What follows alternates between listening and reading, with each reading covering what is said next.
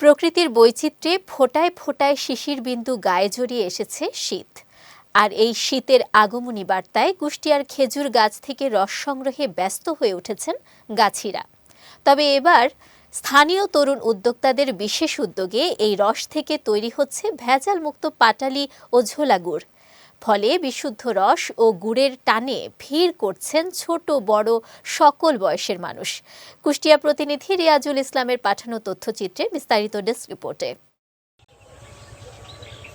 প্রতি বছরের মতো এবারও শীতকাল আসতেই গাছিরা কোমর বেঁধে নেমে পড়েছেন কাজে। খেজুর গাছের গলায় দা চালিয়ে মাটির হাঁড়ি বেঁধে দিচ্ছেন তারা।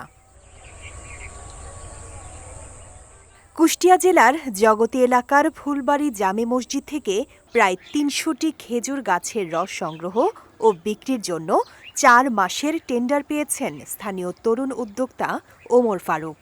এই টেন্ডারের মূল্য প্রায় ৪ লাখ টাকা। তবে ভেজালমুক্ত গুড় তৈরি এবং রস সংগ্রহের জন্য স্থানীয়ভাবে গাছিদের অভাব থাকায় এই তরুণ উদ্যোক্তা এবার নাটোর জেলা থেকে গাছিদের ভাড়া করে এনেছেন। তার এই উদ্যোগের ফলে ভেজালমুক্ত গুড় কিনতে শুধু স্থানীয়রাই নন, আশেপাশের কয়েকটি জেলার মানুষও ভিড় করছেন।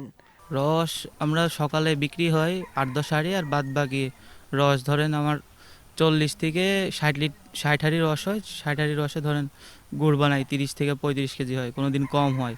মানে রস বিক্রির উপরে নির্ধারণের সব। আবার সন্ধ্যাতেও ধরেন কিছু রস বিক্রি করি ৫-৬ হাঁড়ি ১০ হাঁড়ি এরকম। এলাকাবাসীর আক্ষেপ, খেজুর গাছ কমে যাওয়ায় শীতের সকালে খেজুরের রসের স্বাদ থেকে এখনকার মানুষ অনেকটা বঞ্চিত। তাদের দাবি, বাংলাদেশের এই ঐতিহ্য যেন হারিয়ে না যায় সেদিকে নজর দেয়ার।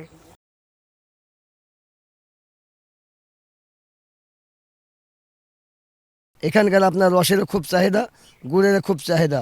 ভালো জিনিসের চিরদিনে আপনার মান থাকে, খারাপ জিনিসের কোনোদিনও মান থাকে না। তো আমরা অনেক দূর থেকে এসেছি এই গল্প শুনে যে এখানে খাঁটি খেজুরের গুড় পাটারি পাওয়া যায়।